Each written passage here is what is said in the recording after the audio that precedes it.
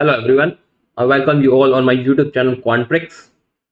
आज हम करेंगे एसबीआई क्लर्क मेंस की क्लासेस फॉर क्वांटिटेटिव एप्टीट्यूड। आपका एग्जाम मेंस का बहुत ही पास है, इसलिए आपको बहुत अच्छे सेशंस की प्रैक्टिस करनी चाहिए और मेरे चैनल पे आपको रेगुलरली क्लासेस मिलती रहेंगी। स्टार्ट करते हैं आज की क्लास। पहला क्वेश्चन है नंबर सीरीज का। नंबर सीरीज प्रीलिम्स की अलग होती है, मेंस की अलग होती है। मेंस की नंबर सीरीज आपको वेरिएबल बेस्ड ही मिलेगी। तो सबसे पहले खुद से क्वेश्चन को कीजिए, उसके बाद ही मेरा सॉल्यूशन देखिएगा। स्टार्ट करते हैं आज क्वेश्चन। फर्स्ट क्वेश्चन है, इसमें दे रखे हैं हमें ओनली 12, 380, 70, 92 दे रखे हैं। पी क्यू आर तीन वेरिएबल्स हैं इसमें। नोट पढ़ते हैं इसका। इसमें क्या है कि R is 1000 more than the square of a two digit number whose unit digit is 1। The digit sum of R is more than 5 and R की जो वैल्यू है वो 2000 से कम भी है। तीन चार कंडीशन इसमें दे रखी है, एक एक करके देखते हैं। हमें पहले आर पता चलता है कि आर जो है एक टू डिजिट नंबर है। अब टू डिजिट नंबर है जिसका यूनिट डिजिट भी हमको दे रखे हैं 1, और ये कह रहे हैं प्राइम नंबर है, टू डिजिट प्राइम नंबर। और एक बात ये भी याद रखना कि उसका स्क्वायर में 1000 ऐड करेंगे तो आर आएगा, जो कि 2000 से कम होना चाहिए। तो प्राइम नंबर सबसे पहले टू डिजिट को होगा 11, उसके बाद में 21 होगा 31, दो ले लेते हैं। अब 11 का स्क्वायर हो जाता है 121, 1000 ऐड कर देंगे 1 2 1 1 2 1। 31 का स्क्वायर होगा 961, 1961। अब हमें उसमें एक अगली कंडीशन ये दे रखी है कि digit sum of R is more than 5 भी होना चाहिए। आर का डिजिट सम यहाँ तो 5 हो गया, यानी ये कंडीशन तो नहीं होगी क्योंकि हमें मोर देन 5 चाहिए। तो यहाँ हो जाता है 10 और 17, ये डिजिट सेटिस्फाई होती है। उसके बाद कहता है कि आर जो है 2000 से कम है, और यही 2000 से कम है। अगर मैं इसके बाद 41 51 पे जाता हूँ, 51 तो नहीं होगा, तो वो ज़्यादा हो जाएगा, इसलिए 1961। This is our R. R की वैल्यू है हमारी, मैं इक्वेशन में ही लिख लेता हूँ 1961। उसके बाद हमें क्या कहा है, उसके बाद कहा है कि Q is 380 more than the square of an odd number. एक odd number which is also perfect square, एक और नंबर जो खुद परफेक्ट स्क्वायर है उस, और क्यू है वो 380 मोर है उसके स्क्वायर से। यानी और नंबर जो खुद परफेक्ट स्क्वायर हो, कौन से हो सकते हैं? 9 होगा, 25 होगा। 9 का स्क्वायर तो होता है 81, तो आ जाएगा 625। अब इसके स्क्वायर में 380 ऐड कर देते हैं, तो इसमें 380 में ऐड कर देता हूँ, इसमें भी 380 ऐड कर देते हैं। लेकिन अब हमें कहा है कि जो क्यू की वैल्यू है वो 400 से ज़्यादा है लेकिन 500 से कम है, यानी ये तो नहीं होगी। 400 और 500 की तो एक ही आता है, 461, 461। इससे हमारे पास आ जाएगी क्यू की वैल्यू। क्यू की वैल्यू नंबर सीरीज में लिख देता हूँ मैं 461। अब कुछ डेटा हमारे पास आ गया, सिर्फ एक मिसिंग है पी। पी को एक जब मिसिंग होता है तो हम उसको फाइंड कर सकते हैं। अब इसे देखते हैं, तो हमारी ये नंबर सीरीज बनती है 12 डैश कर देता हूँ पी की जगह, 380, 461, 1792, 1961। ओके, अब इस सीरीज को देखते हैं और कुछ रह तो नहीं गया। आर की वैल्यू निकाल दी हमने, क्यू की वैल्यू भी निकाल दी हमने।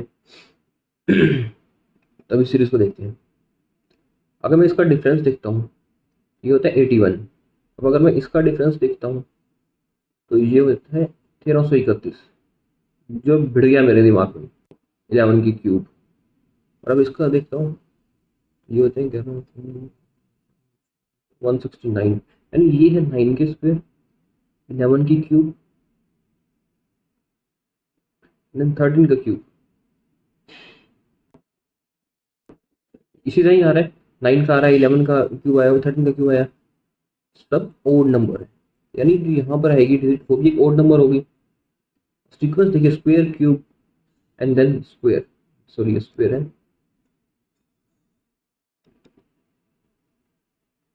यानी यहाँ पर क्यूब आएगी तो 5 की स्क्वायर। ये क्या पी वाला है, 5 की स्क्वायर आएगी 25। यहाँ पे वैल्यू फाइंड करनी है पी, यानी पी की वैल्यू यहाँ से हमारे पास आ जाएगी जो कि होगी 37।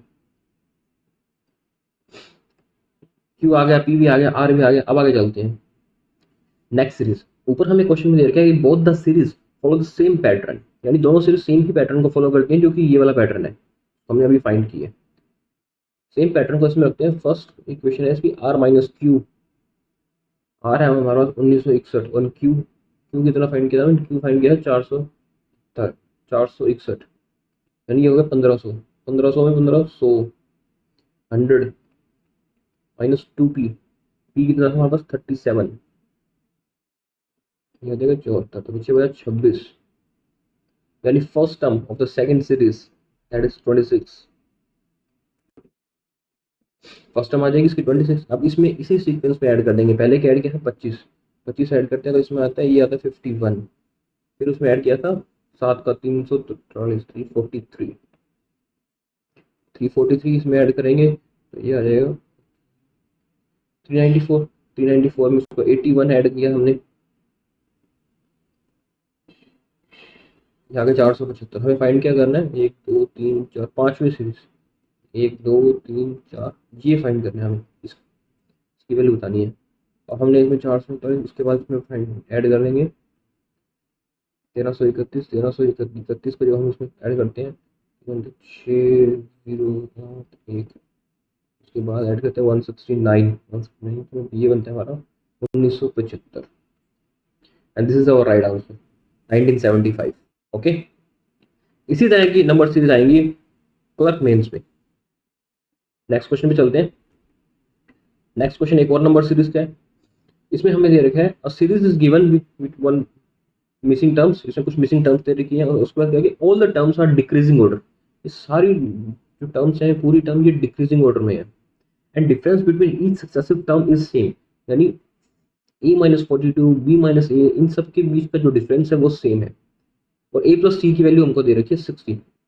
इसी को करते हैं, जो हमें इक्वेशन में क्लू दिया गया है कि सक्सेसिव टर्म में है, तो सक्सेसिव टर्म का मतलब होता है A minus 42 is equal to B minus A, ठीक होगा, इसका मतलब 2a equal to B plus 42। उसी तरह हमने आगे देखूं तो जो ये कह रहा है कि b माइनस ए है वो c माइनस बी के भी बराबर, c माइनस बी क्यों लिए, क्योंकि मेरे को इक्वेशन की वैल्यू दे रखी है a प्लस सी, तो मुझे कुछ ना कुछ a प्लस सी चाहिए, तो यहाँ हो जाएगा 2b is equal to a plus C, और a प्लस सी की वैल्यू हमें इक्वेशन में दे रखी है 60, यानी b की वैल्यू आ जाएगी यहाँ से 30, b की वैल्यू मैं इसमें पुट कर दूंगा, b की वैल्यू इसमें पुट करता हूँ 30, तो a की वैल्यू कितनी आती है 72 डिवाइड बाई 2 36, ए की वैल्यू आ गई 36, बी की वैल्यू आ गई है यहाँ 30, मैं यहाँ रख दूँ 36, बी की वैल्यू आ गई 30, जब बी की वैल्यू ए की वैल्यू आ गई हमारे पास 36, तो सी की वैल्यू भी आ जाएगी उसके बाद, जो कि हो जाएगी 24। अब इसको ध्यान से देखो, इसमें क्या है सक्सेसिव टर्म में है और डिफरेंस इक्वल है, क्या डिफरेंस इक्वल है, यहाँ 6 का डिफरेंस है, यहाँ भी 6 का डिफरेंस है, यहाँ भी 6 का डिफरेंस है, इसका मतलब यहाँ पर भी 6 का डिफरेंस होगा, 6 का डिफरेंस होगा 18, एंड यहाँ पर भी 6 का डिफरेंस होगा, तो 12, एन की वैल्यू हमें फाइंड करनी थी, find the missing term of the series that is 12, and this is our right answer. Okay, चलते हैं नेक्स्ट क्वेश्चन पे। नेक्स्ट क्वेश्चन, इसमें ये कहता है a series is given below which has one wrong term. Okay, एक missing series दे रखी है जिसमें कुछ नंबर्स हैं और जिसमें से भी एक रॉन्ग है, and all the terms are perfect squares. Okay, and they are in increasing order. दो बातें बताई, एक तो बताइए ये सीरीज इंक्रीजिंग ऑर्डर में और सारे नंबर परफेक्ट स्क्वायर्स में। इंक्रीजिंग ऑर्डर में यानी 25 से बड़ा होगा एक्स, 49 से छोटा होगा और स्क्वायर होगा, तो एक ही नंबर आता है 36, 49 हो गया, 64, 81 एंड देन 100, बट यहाँ 100 तो ही आया, यहाँ तो 121 है। हमने सही सही तो किया ना, 25 26, हाँ हमको मिसिंग ये रॉन्ग भी तो फाइंड करना, हाँ यही हमारा रॉन्ग है क्योंकि यहाँ पर आएगा 100 और 121 इज आवर रॉन्ग। हमारे पास इसमें एक्स वाई जेड की वैल्यू आ गई। अब आगे कहा है कि all the correct terms that will replace the wrong term, यानी इसमें से ऐसी कौन सी टर्म है जिसको सॉल्व करने पे हमारे पास रॉन्ग टर्म आती है। रॉन्ग टर्म क्या थी 121, तो z माइनस वाई करते हैं, z माइनस वाई, ये तो नहीं आता, एक्स प्लस वाई,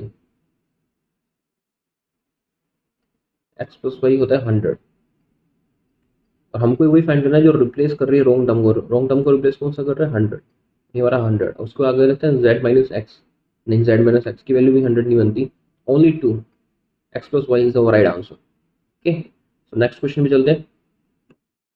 सेशन अच्छा लगता है तो प्लीज सेशन को लाइक कर दें और मेरे चैनल को सब्सक्राइब कर दें, इस पर रेगुलरली आपको क्लासेस मिलती रहेंगी।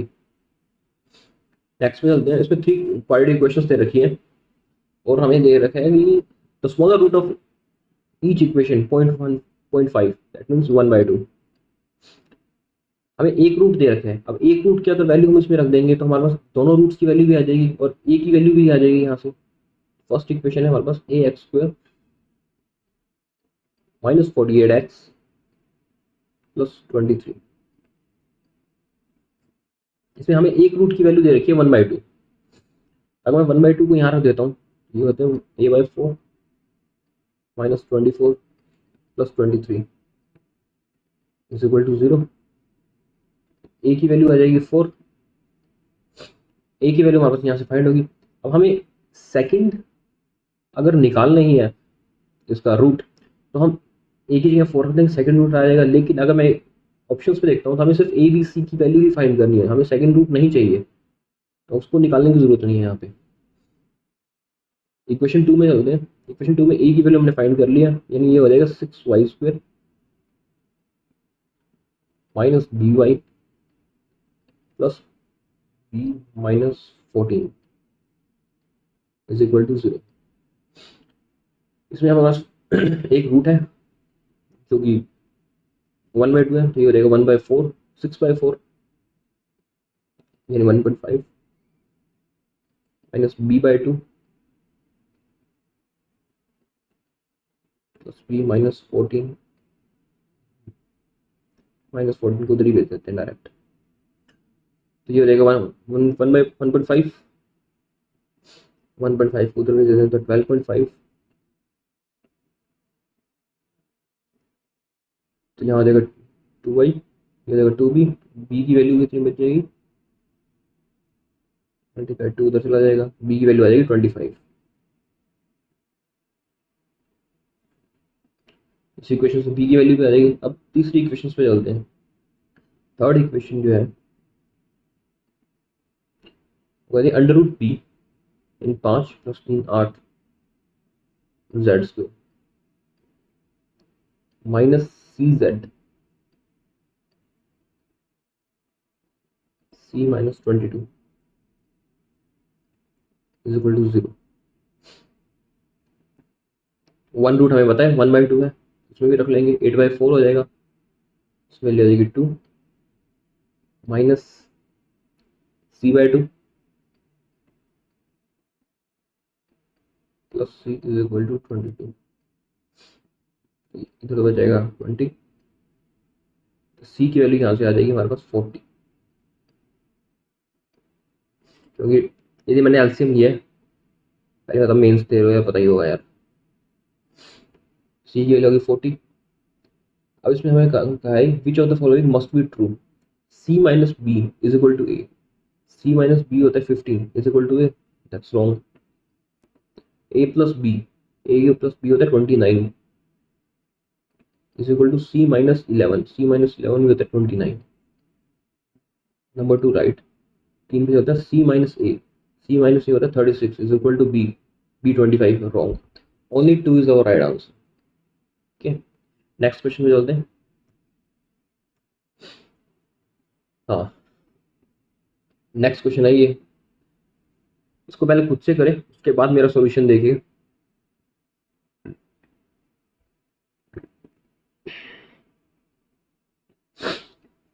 क्वेश्चन दे रखे हमें ma² minus k plus n is equal to 0, m is the smallest 2 digit composite number, 2 digit smallest composite number prime नहीं हो 10, m की वैल्यू ना, m की वैल्यू दे रखी है हम लोग 10। चलते हैं उससे आगे चलते हैं। उससे आगे हमें दे रखे सम ऑफ द रूट इज 11.7 और k की वैल्यू दे रखी है 5n प्लस 2, तो इसमें घटने सबसे पहले करते हैं summation of the root alpha plus beta, इस इक्वेशन से कर रहे हैं। समेशन ऑफ द रूट क्या होगा, k अपॉन m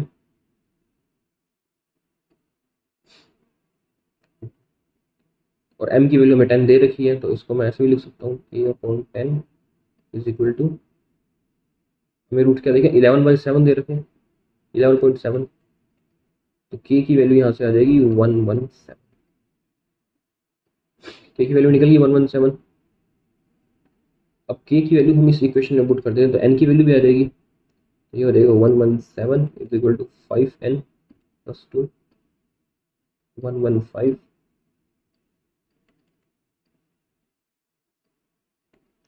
n की वैल्यू भी आ गई हमारे पास 23। हमारे पास k की वैल्यू है, m की है और n की है, तो अब इसको इक्वेशन में रख देते हैं, इससे हमारे पास इक्वेशन के रूट मिल जाएंगे। इक्वेशन थी हमारे पास m a square minus k a plus n is equal to 0। m की वैल्यू है 10, 10 a square minus 117 a plus n की वैल्यू है हमारे पास 23 इज इक्वल टू 0। तो ये बन जाएगा 230, मल्टीप्लाई करेंगे तो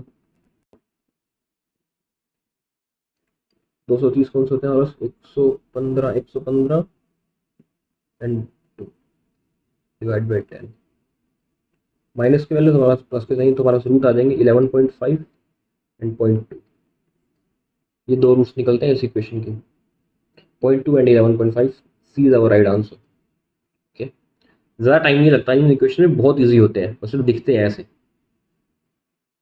नेक्स्ट पे चलते हैं डेटा इंटरप्रिटेशन पे।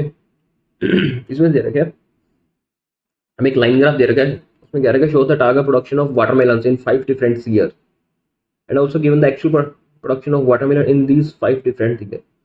टोटल प्रोडक्शन दे रखे हैं वाटरमेलन का और total actual production of watermelon दे रखे हैं हमें,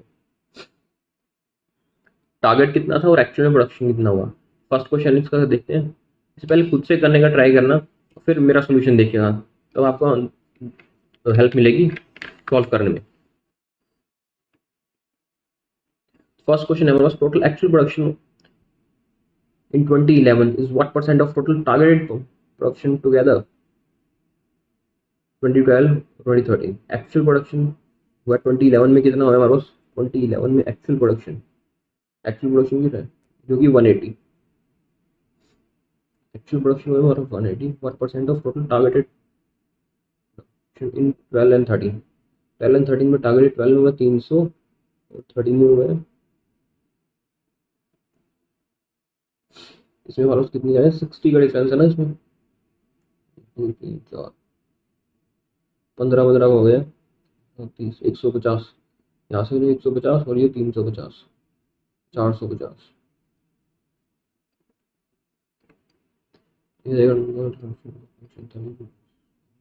40%, this is our right answer 40%।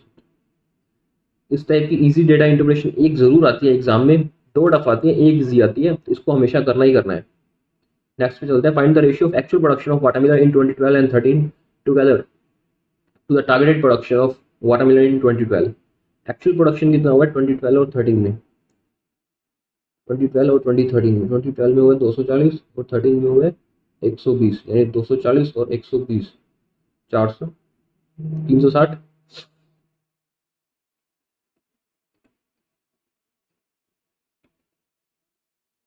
360 ये टोटल हो गया। और उसके अलावा टारगेटेड प्रोडक्शन इन 2012,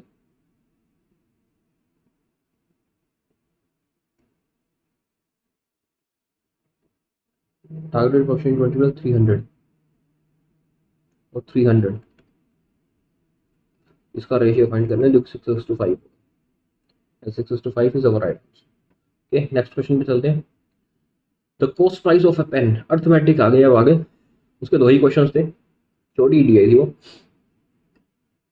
ये क्वेश्चन करते हैं, पहले खुद से करना उसके बाद मेरा आंसर देखना। इसमें दे रहे हैं cost price of a pen is 100x and market price is 60% above its cost price and sold at a profit of 28% after a discount of D%।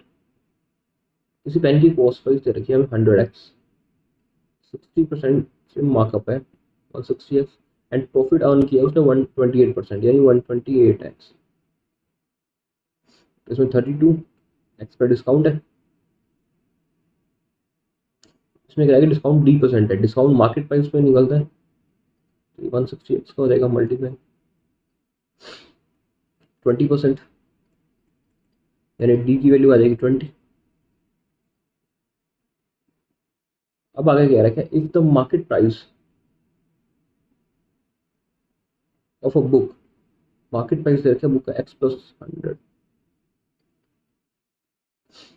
ये बुक का मार्केट प्राइस दे रखा है x+100 एंड सोल्ड इट 480, 480 में solve किया, ये था पेनी का, this is our book,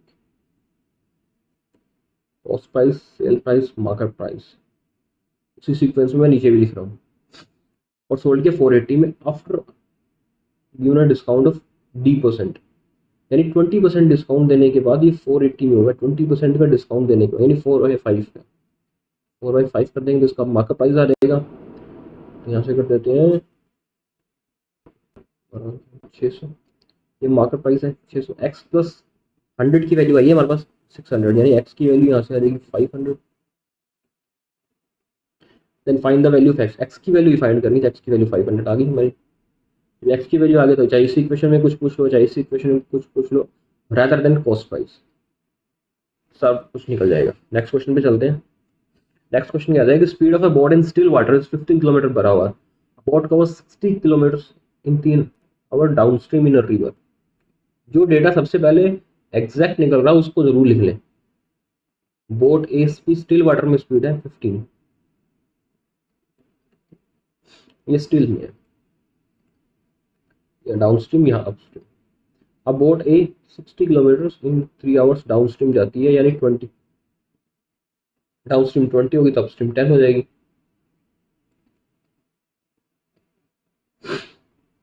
another boat B, जो दूसरी बोट है B, cover 34 kilometre in 2 hour downstream, मतलब 17 in same river, same river तो जो उसकी स्ट्रीम थी 5, इसकी स्ट्रीम भी 5 हो गई, इसमें 5 प्लस कर देंगे तो 12, फिर इसमें 5 प्लस कर देंगे तो 7, इसकी स्ट्रीम आ गई 7। और उसके बाद कहा है कि हमें find the approximate difference between time taken by boat A to go 48 kilometre and return, time taken by boat B to go 48 kilometre. पहले इसमें देखते हैं, जो ए जाता है पहले 20 से जाएगा, फिर 48 किलोमीटर 10 की स्पीड से जाएगा, इसको इसमें जाएगा 4.8, ये हो जाएगा 2.4, 7.2 आवर्स, ये ए जाएगा, और बी जा रहा है 75 किलोमीटर, तो वापस आ रहा है 75। पहले डाउन स्ट्रीम पे कर लेते हैं, फिर इसको ऐड कर लेंगे स्ट्रीम पे, तो डाउन स्ट्रीम पे करते हैं तो 17 से इसको हट जाते हैं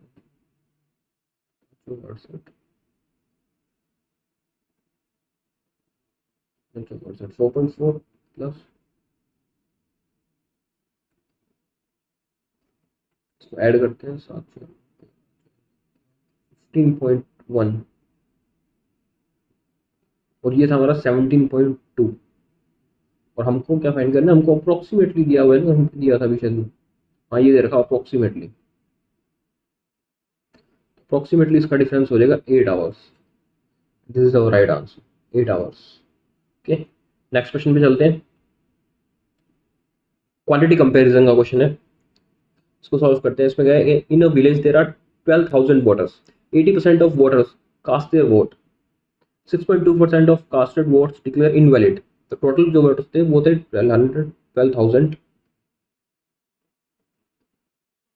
उसमें से 80% ऑफ वोटर ने वोट दिया, यानी 9,600 ने एक्चुअल वोट डाला है, and 6.25% of casted votes declare invalid, casted votes का है,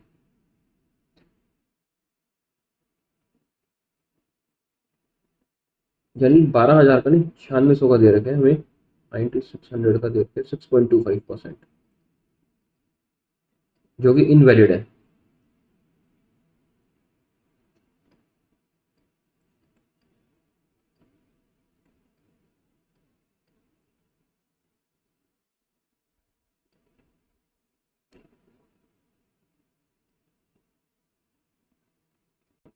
600 वोट्स यानी हमारे इनवैलिड है 600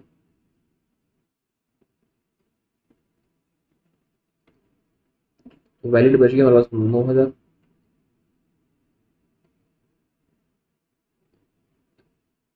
अब उसमें क्या है कि there are 3 parties in the election. Party A got 40% of valid votes. इस को ध्यान रखना, किसका 40%? 40% of valid votes party A को मिले हैं, यानी 3600 वोट्स पार्टी ए को मिले हैं।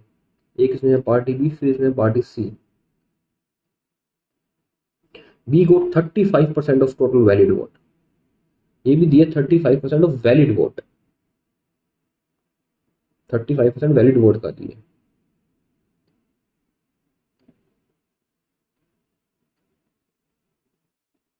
बी की भी आ जाएंगे, वैलिड वैलिड वोट आ जाएंगे हमारे पास इससे। ये 35 दिया ना हमारे पास इसमें वैलिड वोट का, ये गलत हो गया। 936 ये बन जाएगा 3150। उसके बाद हमारे पास सी, सी का फाइंड करें। सी टोटल हो जाएंगे 50 और सी का बच जाएगा इसमें 9000 में से घटा देंगे, 2250। ये सी के वैलिड वोट आ गए। अब हमें पूछा है क्वांटिटी 1 में total votes get by party A is what percent of total vote get by party B. Party A को पार्टी बी से कितने परसेंट वोट मिले हैं? पार्टी ए को मिले हैं, यहाँ कर लेते हैं फर्स्ट क्वांटिटी 1। पार्टी ए को मिले 3600 वोट और पार्टी बी को कितने मिले? 3150।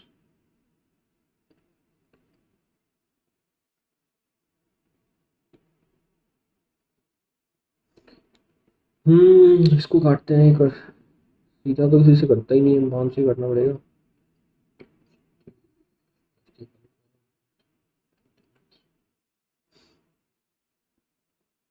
नौ 7 9 8 800 है 7 7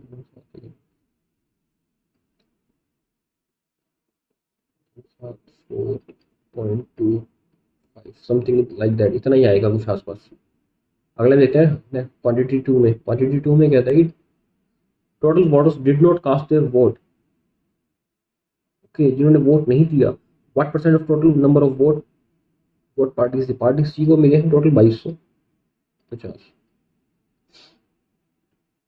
इन total number vote voters did not cast their vote, उसमें से वोट दिए कितने थे? 9600 लोगों ने दिए थे 12000 में से। तो जिन्होंने नहीं दिया वो थे 2400। इसका परसेंटेज पूछा हमें, इसका परसेंटेज बताना है। तो 3 से करना पड़ेगा भाई। 320 पड़े 3, ये आ जाएगा 106.2, यानी क्वांटिटी 1 ज़्यादा है क्वांटिटी 2 से। First is our right answer. Percentage काफ़ी बड़ा आ गया था, उसमें टाइम लग गया। चलो चलते हैं नेक्स्ट क्वेश्चन पे चलते हैं। नेक्स्ट क्वेश्चन है ratio of age of A to B 6:7 and after 6 year ratio of age A to B 9:10। A की एज और बी की एज का रेशियो दे रखे आज का। ए इज टू बी दे रखे, ए की है 6x, बी की है 7x।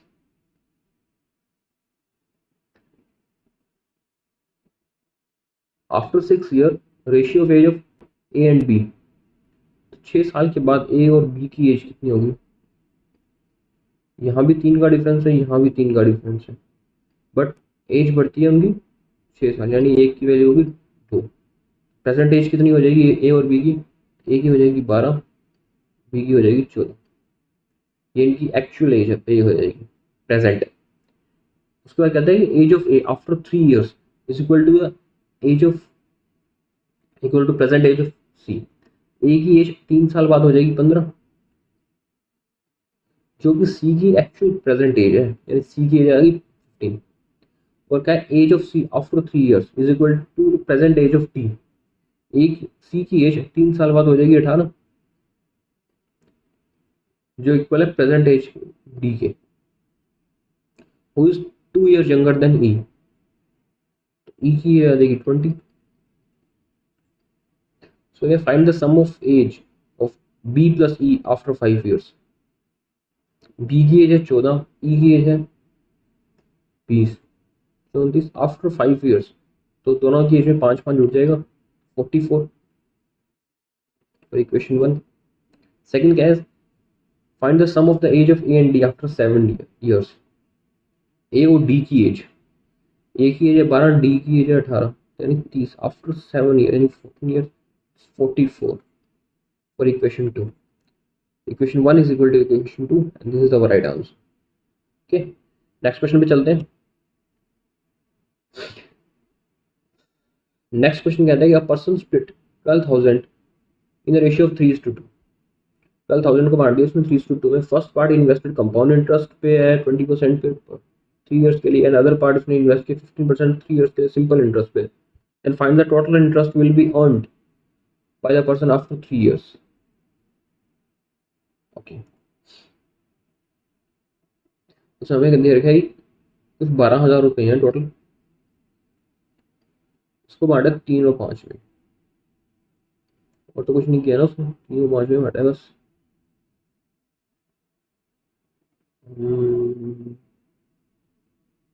हाँ,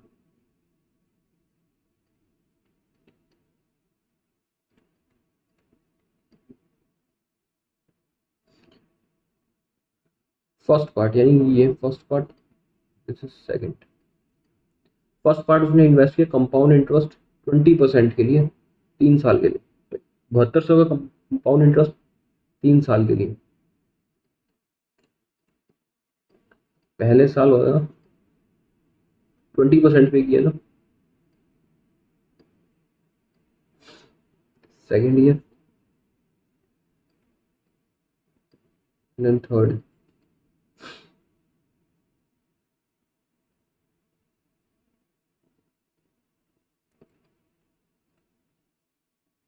करेंगे multiply 3 multiply 3 multiply 1.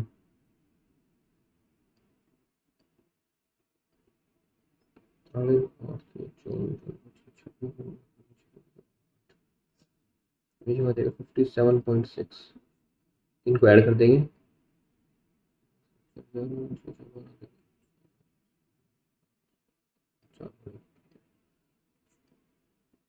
5241.6 compound interest है ये 3 साल का. ये फॉर्मूला कैसे निकाला ये आप मेरे प्रीवियस लेक्चर देखेंगे तो उसको आपको पता चल जाएगा कैसे इसको निकाला है. इंटरेस्ट निकाला है, उस पर इंटरेस्ट पे हर साल का इंटरेस्ट निकाल दिया जो कंपाउंड इंटरेस्ट का एक्चुअल फॉर्मूला है. उसके बाद जो सेकंड में है इसने क्या है 4800 रुपये दिए हैं उसने, इन्वेस्ट किए हैं 15% से 3 साल के लिए. ये इन्वेस्ट किए 15 120 2 करते हैं तो 2160 आ गए. फाइंड करें टोटल इंटरेस्ट यानी 2160 और ये 5241, इसका टोटल कर लेते हैं 1700. First equation. सेकंड इक्वेशन में उसने कहा है a person boat a cycle 3520 में and another cycle 4200. First cycle is sold 10% discount after markup 30% and second cycle is sold 15% discount after markup 40%. Then find the sum of selling price. दो cycle खरीदी है उसने, first cycle है खरीदी उसने 3520 में, second cycle खरीदी उसने 4200 में. फर्स्ट साइकिल को उसने मार्कअप किया 30% से, 10% डिस्काउंट पे सोल्ड किया, 30% से मार्कअप किए. मार्कअप प्राइस आ जाएगा इसका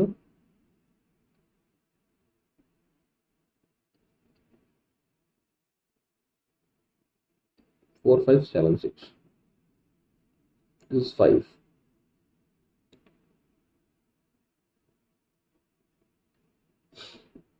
और उसको 10% डिस्काउंट पे उसने बेच दिया. और सेकंड जो है उसने मार्कअप किया 40% से, 40% से मार्कअप किया.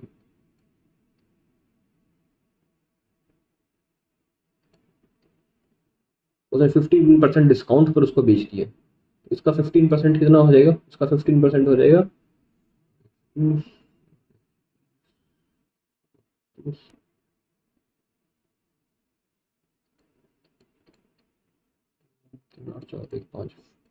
582, इसमें 582 लेस कर देंगे,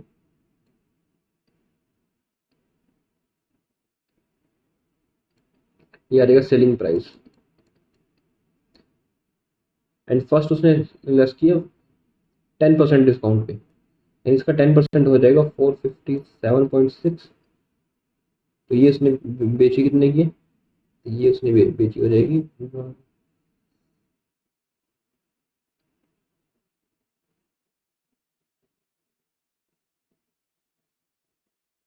नहीं, एक सेकंड,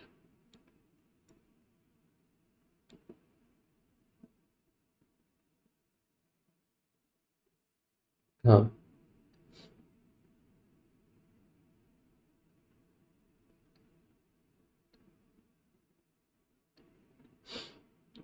इतने की उसने बेची, इस चीज़ को सेलिंग प्राइस आ जाएगा। अब उसने कहा find the sum of selling price, इन दोनों का सम पूछा हमको, इन दोनों का सम हो जाएगा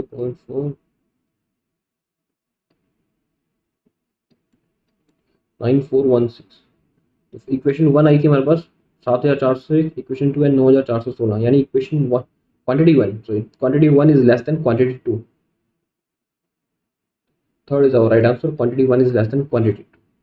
ओके, नेक्स्ट क्वेश्चन पे चलते हैं। Okay, that's it for today, thank you all.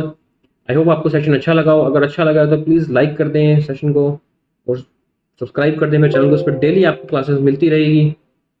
Thank you.